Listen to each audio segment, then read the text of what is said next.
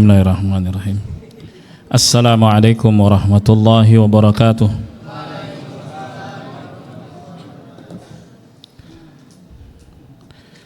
Innal hamdalillah nahmaduhu wa nasta'inuhu wa nastaghfiruh wa na'udzu billahi min syururi anfusina wa min sayyiati a'malina. May yahdihillahu fala mudilla lahu wa may yudlil fala hadiya lahu.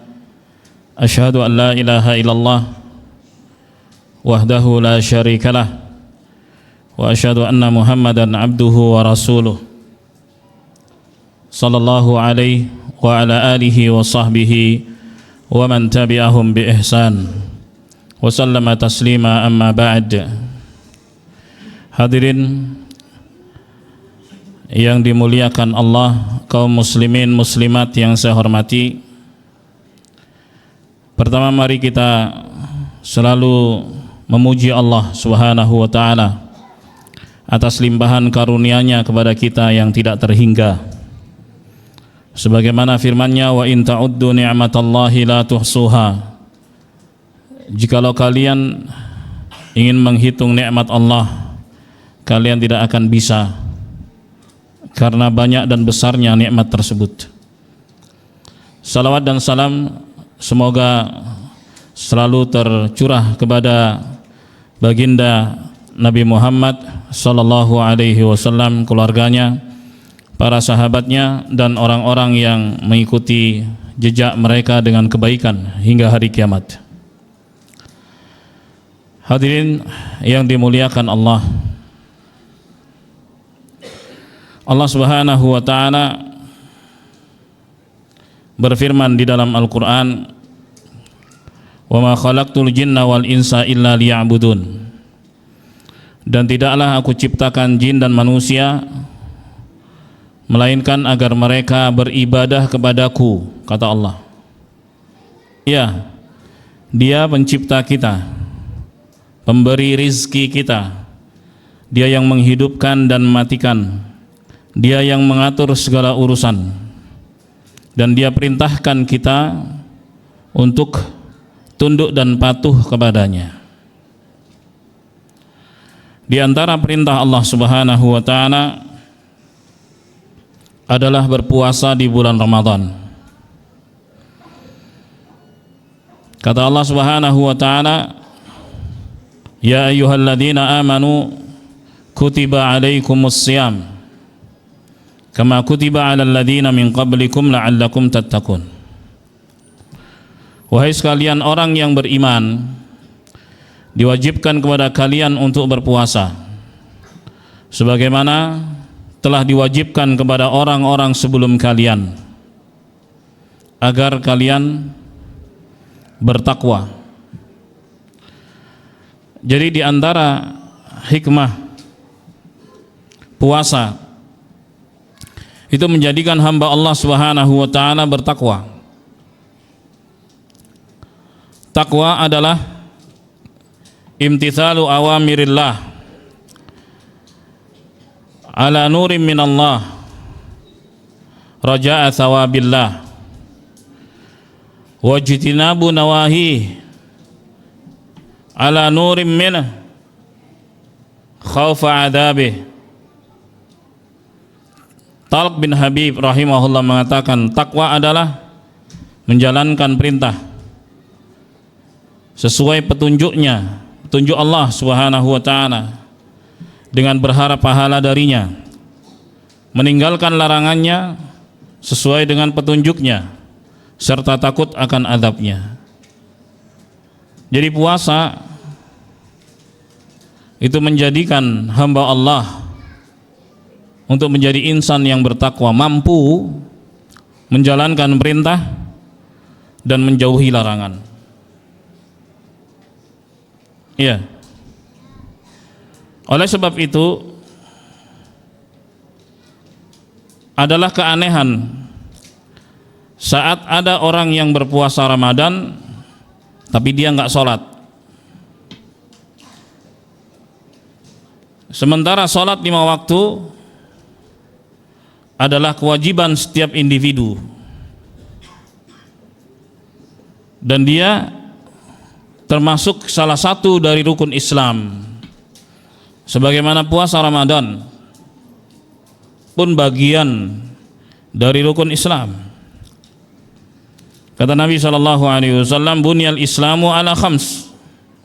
Islam itu dibangun di atas 5 dasar. Syahadati an la ilaha illallah, persaksian bahwa tidak ada Tuhan yang benar untuk disembah kecuali Allah, dan bahwa Muhammad sallallahu alaihi wasallam adalah utusan Allah. Yang kedua, wa iqamis shalah, mendirikan salat. Wa itaiz zakah, menunaikan zakat. Wa shaumi ramadhana, puasa di bulan Ramadan. Wa haji baitillahil haram, dan yang kelima adalah berhaji ke tanah suci. Ibadallah, apabila seorang betul-betul menjalankan puasanya dengan baik, pasti dia akan mengerjakan sholat 5 waktu, karena itu tidak bisa dipisahkan dan bukan pilihan. 2 kewajiban yang harus dilaksanakan berbarengan, bukan pilihan puasa atau sholat. Yang puasa berarti nggak sholat, yang sholat berarti nggak puasa, nggak begitu. Kewajiban yang harus dilaksanakan bersamaan. Waktunya puasa, waktunya sholat. Maka keliru ibadallah jika ada orang yang berpuasa tapi dia tinggalkan sholatnya. Apalagi sholat kedudukannya tinggi di sisi Allah Subhanahu wa ta'ala.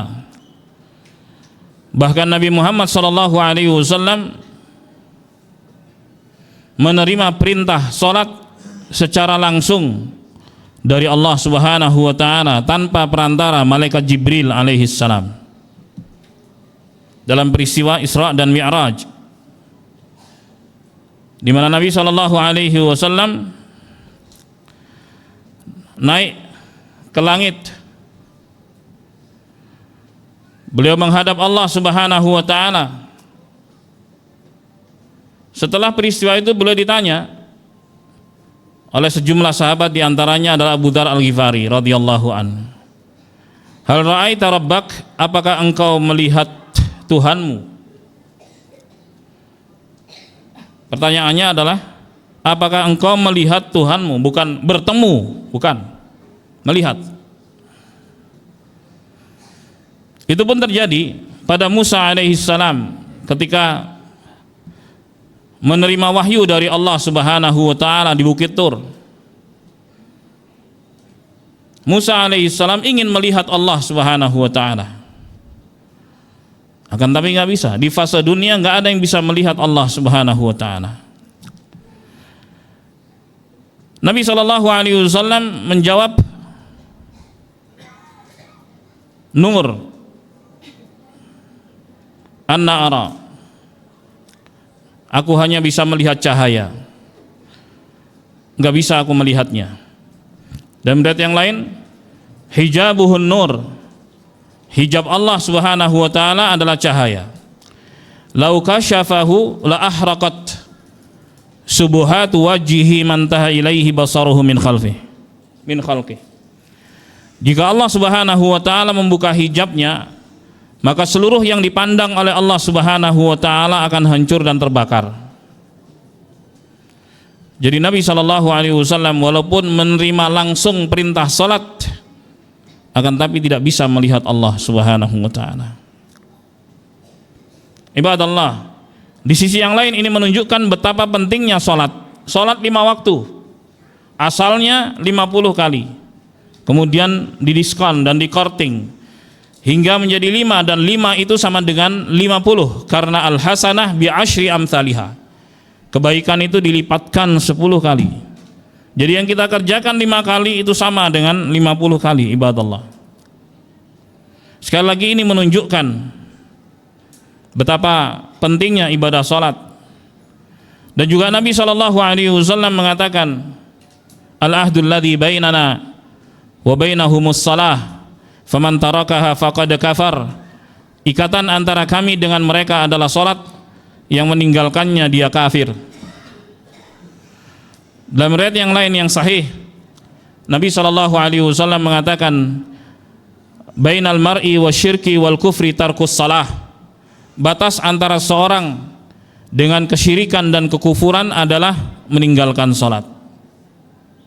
Ditambah lagi, salat merupakan amalan pertama yang akan dihisab oleh Allah Subhanahu wa taala dari setiap individu.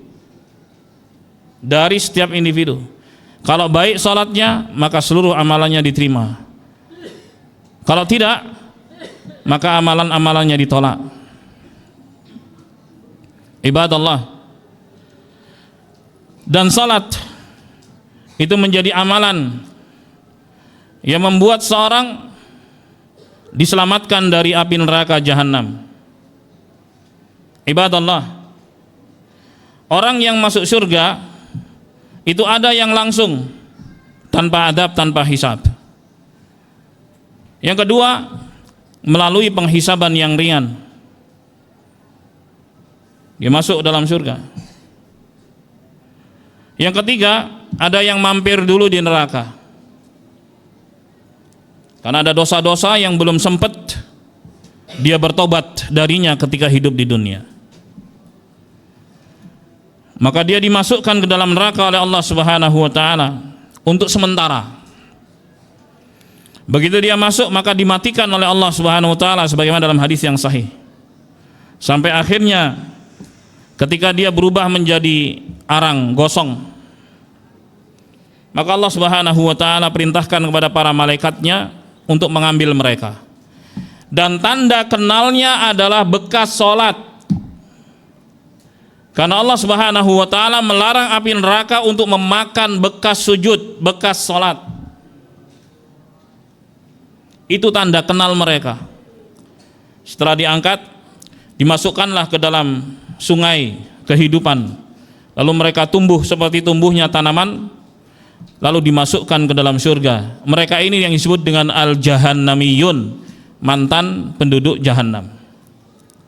Artinya, ini menunjukkan betapa sholat itu penting. Walaupun seorang bergelimang dengan dosa-dosa, jangan tinggalkan sholat. Maka sholat yang dia lakukan itu akan bimbing dia dengan izin Allah Subhanahu wa taala untuk menjauhi, entah langsung ataukah sedikit-sedikit, seluruh perbuatan keji yang dia lakukan.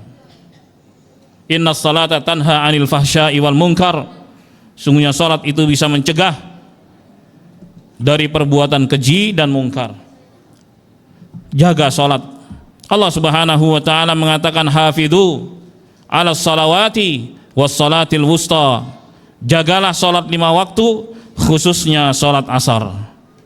Ini semua ibadallah menunjukkan orang yang berpuasa Ramadan tetap wajib salat 5 waktu.